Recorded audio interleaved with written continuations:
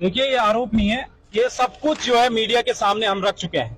ये पेपर आज जो है स्नातक स्तर का पेपर आज हुआ था और ये 11 बजे से 1 बजे इस पेपर की टाइमिंग थी, लेकिन 11:35 पर ये पेपर बाहर आ जाता है। यानी कि इस पेपर की पूरी जो गोपनीयता थी वो भंग हो चुकी है। और यहां तक कि साफ जो हमने इसका मिलान किया है तो इसमें कई क्वेश्चन मिल रहे हैं। कई क्वेश्चन क्या है, लगभग पूरा पेपर ही जो है मिल रहा है। लेकिन सबसे बड़ा सवाल यह है कि जब प्रदेश के युवाओं ने पूरी मांग की थी इनसे कि आप 21 तारीख का जो एग्जाम है उसको कैंसिल किया जाए, क्योंकि पूरे प्रदेश में आपदा थी। हम जो है मुख्यमंत्री के पास भी गए, हम जो है आयोग के अध्यक्ष के पास भी गए, हम प्रदेश के मुख्य सचिव के पास भी गए, लेकिन किसी ने बात नहीं मानी। और क्या मजबूरी थी आपको 21 तारीख का पेपर करवाने की। और आज जो है 11:35 पर, यानी कि सिर्फ 35 मिनट बाद ही जो है परीक्षा स्थल से, परीक्षा के अंदर से ये पेपर बाहर आ जाता। अगर आप ये देखेंगे तो इसमें ये देखिए, ये कुर्सी है सेंटर की अंदर, और उस कुर्सी के बाहर पिछले हिस्से से जो है इसका पेपर किया जाता है और फिर पेपर को जो है बाहर कर दिया जाता है। अब सवाल यह है, आयोग के अध्यक्ष जीएस मर्तुले जी, अब आप क्या कहेंगे? मुख्यमंत्री पुष्कर सिंह धामी से प्रदेश का युवा जो है 2 साल से वहां पर उस धरने में बैठा था कि आप जो है सीबीआई जांच कीजिए, लेकिन आज तक मुख्यमंत्री ने जो है सीबीआई की जांच नहीं की। तो ये अपने आप में काफी गंभीर सवाल होते हैं। जब भी पेपर होते हैं, हमने जो है पिछली बार भी हाकम सिंह को गिरफ्तार करवाया था और इस बार भी उत्तराखंड बेरोजगार संघ ने जो है हाकम सिंह को गिरफ्तार करवाया। हाकम को जेल भेज दो और यहां जो है पेपर बाहर कर दो, तो इस प्रदेश में ऐसा खेल नहीं चलेगा। और कल पूरे प्रदेश के युवा कल परेड ग्राउंड में सुबह 11 बजे एकत्रित होंगे, वहां पर बैठक आयोजित की जाएगी और उसके बाद हम वहां से जो है सचिवालय का घेराव करेंगे और मुख्यमंत्री से पूछेंगे कि 11:35 पर यह पेपर बाहर क्यों था। इसको बेसिकली पेपर लीक नहीं कह सकते आप, पेपर लीक करना दूसरी बात हो गई।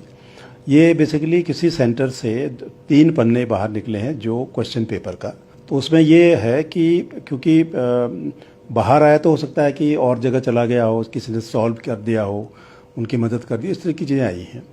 अब हमारे यहाँ देखिए सेंटरों पे हम जैमर लगाते हैं, तो बेसिकली फ़ोन करने के बाद भी वो आगे फॉरवर्ड नहीं कर सकता। वो जैमर सभी सेंटरों में हमारे रहते हैं, तो ये बड़ा एक आश्चर्यजनक हमारे लिए भी है कि ये कैसे हुआ।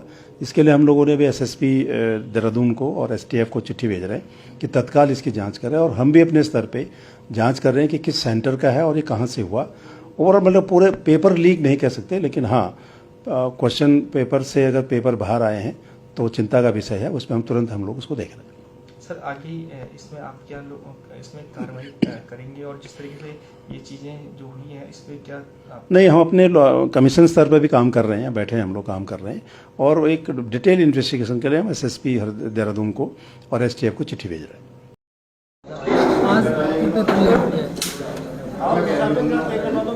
हाँ, निश्चित रूप से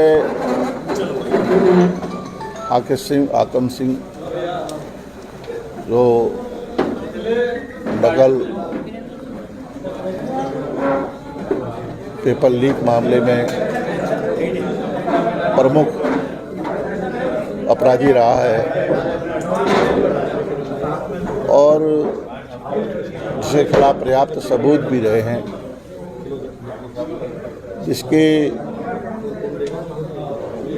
प्रदेश के भाजपा के सरकार के संगठन के लोगों के साथ मित्रता रही है, संरक्षण दिया गया है उन्हें, हाकम सिंह को, और आज फिर उसे गिरफ्तार कर लिया गया है। तो निश्चित रूप से भाजपा सरकार की हाकम सिंह जैसे कई लोगों को संरक्षण आज भी सरकार दे रही है, और जो सख्त नकल कानून की बात कर रहे थे वो जाहिर हो चुका है कि सरकार कितनी आज भी उनके करीबी लोग जो पूर्व भी संलिप्तता जिनकी सिद्ध हो चुकी है, आज भी उस नकल और पेपर लीक कराने में संलिप्त हैं।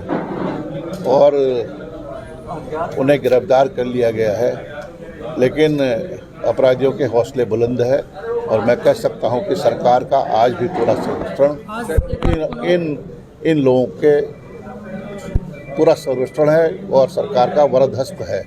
और कानून की बात करते हैं और कल ही ऐसा बड़ा कांड जो देखिए, जब से भारतीय जनता पार्टी की सरकार प्रदेश में काबिज हुई है, नकल माफियाओं ने सरकार के संरक्षण में पेपर लीक किए हैं और लोक सेवा आयोग जैसी संवैधानिक संस्था जहां पर पूरा पेपर बैंक लीक हो जाता है और उसमें भाजपा के कार्यकर्ता, भाजपा के नेता संलिप्त पाए जाते हैं, संवैधानिक संस्था तो इस सरकार का, नौजवानों का इस सरकार से विश्वास उठ चुका है। लगातार पेपर लीक हो रहे हैं। जो सख्त नकल विरोधी कानून की बात कर रहे थे, आज वो इनका चेहरा बेनकाब हो चुका है। बड़ा दुख का विषय है, ये हाकिम सिंह नामक कुख्यात अपराधी, माफिया, नकल माफिया, पिछली बार इसने कई हजार बच्चों का, लाखों बच्चों का भविष्य बर्बाद किया था। जेल में रहा, इसका रिजॉर्ट तोड़ा गया, इसके ऊपर बड़ी कार्रवाई हुई। लेकिन आप बेशर्मी देखिए इस आदमी की, ये जेल से निकलने के बाद किस तरह कुख्यात तरीके से फोन पर लोगों से शिक्षा माफिया के जो एक गैंग बना हुआ है उनके लिए पैसों की बात कर रहा है, वसूली की बात कर रहा है। कैसे कह रहा है कि 15 लाख दे दीजिए और जो है मैं आपको पास करा दूंगा। पहले संख्या ज्यादा होती थी तो पैसे कम लेते थे, अब संख्या हमने कम कर दी है तो पैसे बढ़ा दिए हैं। ये जो नकल कानून बनाया गया था, मैं ये जानना चाहता हूं कि ये नकल कानून लागू किन पर होगा और कब होगा। आज इस उत्तराखंड का युवा हताश और निराश है। मैं तो उत्तराखंड पुलिस को, एसटीएफ को भी बधाई देना चाहता हूं कि आपने बहुत समय रहते इसको गिरफ्तार कर लिया। लेकिन जो आज परीक्षा हो रही है, जो होने वाली हैं, जिन परीक्षाओं के लिए ये पैसे मांग रहा था और सेटिंग गेटिंग कर रहा था, उन परीक्षाओं का क्या होगा, उनके परिणाम का क्या होगा। जिन बच्चों ने उन परीक्षाओं में प्रतिभाग किया, मुझे लगता है उनका मोरल तो टूट गया होगा आज ही, बल्कि जब कल ये गिरफ्तार हुआ तभी टूट गया होगा। मैं धामी जी से एक बात कहना चाहता हूं कि इस बार धामी जी बड़ी कार्रवाई करके दिखाइएगा, सख्त कार्रवाई, ऐसी कार्रवाई की जो एक उदाहरण बन सके उत्तराखंड में। इन लोगों के ऊपर तो रासुका लगाना चाहिए, इन लोगों को तो जेल में निरुद्ध कर देना चाहिए, ये लोग जेल से बाहर ना आ सके। इनके जो संरक्षक हैं उनको भी कर देना चाहिए। जो लोग इनके घरों वालों के बीमार होने पे इन्हें हेलीकॉप्टर देते हैं, उनका भी इलाज होना चाहिए।